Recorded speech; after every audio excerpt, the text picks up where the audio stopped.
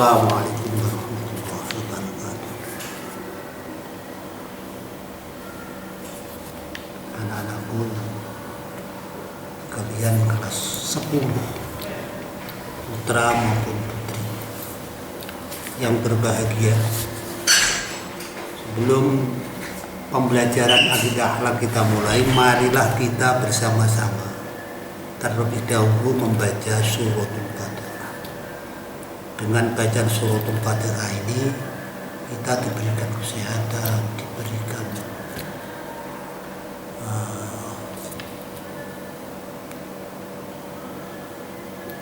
kekuatan, diberikan istiqomah di dalam pembelajaran kita. Alaniyatul anan, alaniyatul syurga al-Fatihah. Bismillahirrahmanirrahim. Alhamdulillah. Ar-Rahmanir-Rahim. Maliki yaumiddin. Iyyaka nasta'in. Ihdinas siratal mustaqim. Shiratal ladzina an'amta 'alaihim ghairil maghdubi 'alaihim waladdallin.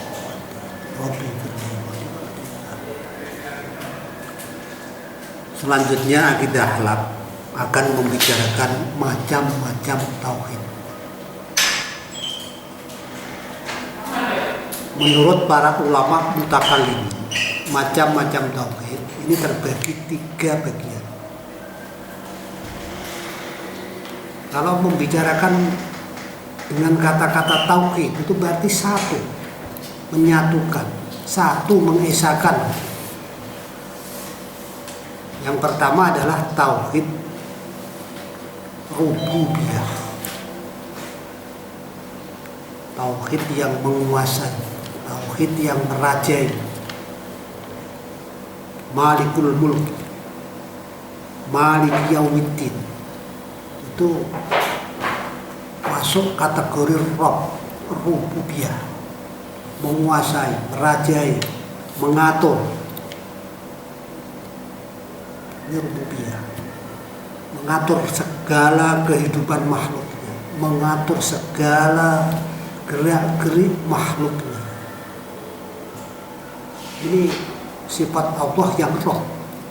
Makanya dalam suratul Fatihah, alhamdulillahirabbil alamin, segala puji hak bagi Allah. Maka lillah ini menurut ulama nahwu lam lil istighqaq, menghai, tiada orang lain yang berhak mempunyai sifat ini atau sifat sempurna.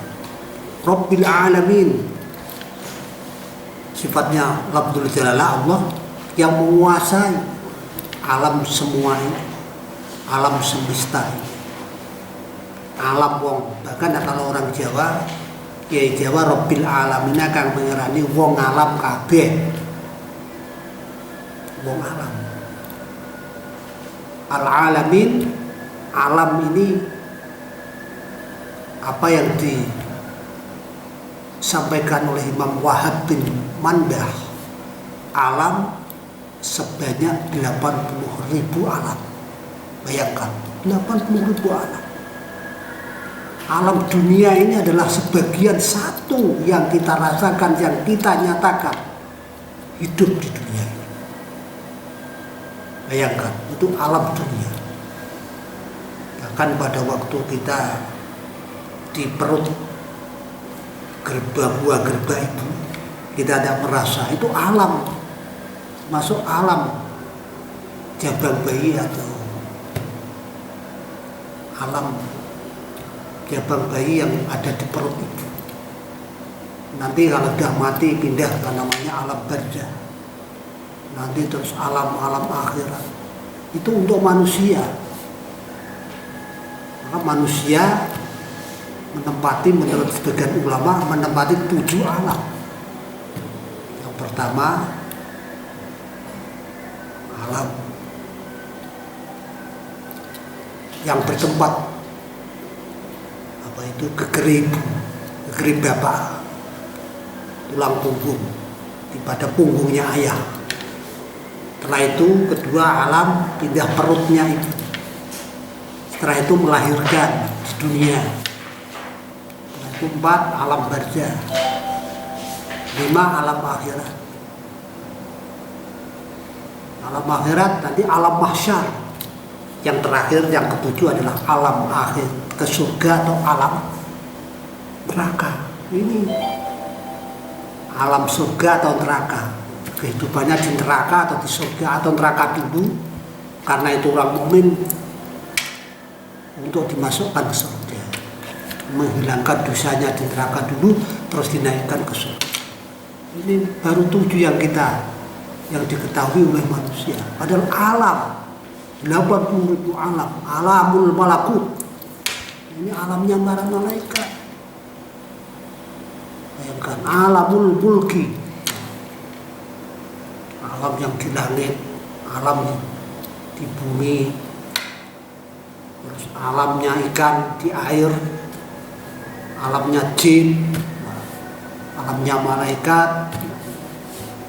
Itu baru seberapa yang kita 80. Kira menurut ulama lain bukan sekedar 80.000, tapi 100.000 alam.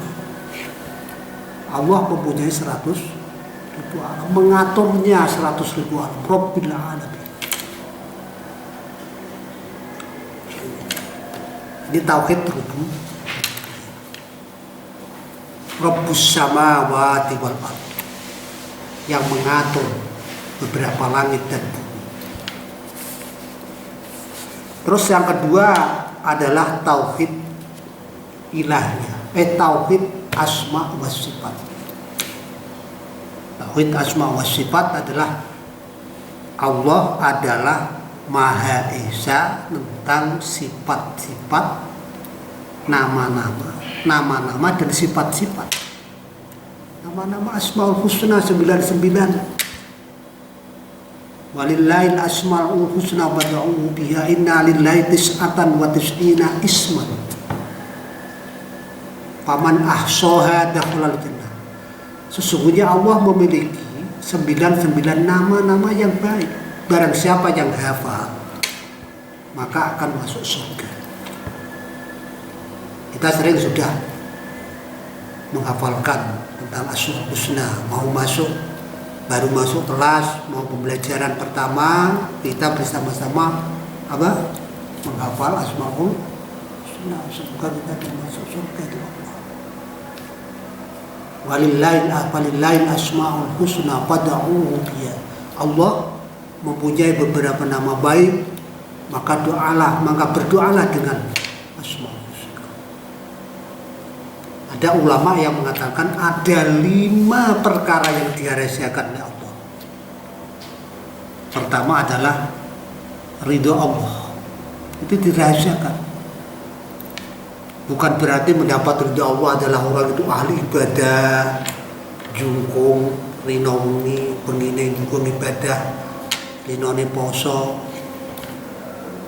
terus hafal Quran. Tidak harus begitu. Kadang barang sesuatu hal yang dianggap sepele, kecil saja, bisa mendapatkan ridhonya Allah, menyebabkan dia masuk surga. Ingat ceritanya Imam Ghazali. Imam Ghazali waktu cerita ini, pada waktu itu Imam Ghazali pernah menulis dengan tinta. Ada pulpen kodok zaman dulu, pen terus ditutulno mangsine.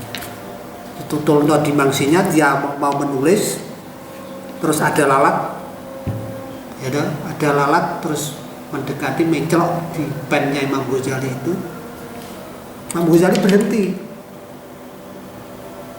tidak menghusar atau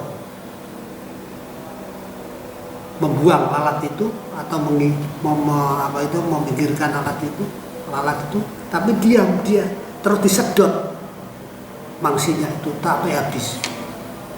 Itu mendapatkan Imam Ghazali mendapatkan ridho dari Allah Subhanahu wa taala. Barang sepeda. Maka pernah Badullah Salam saya sowan bersama mutakharijin.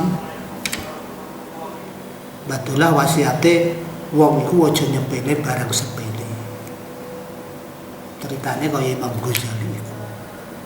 Barang sepele iso dadekno oleh ridane Gusti Allah taala.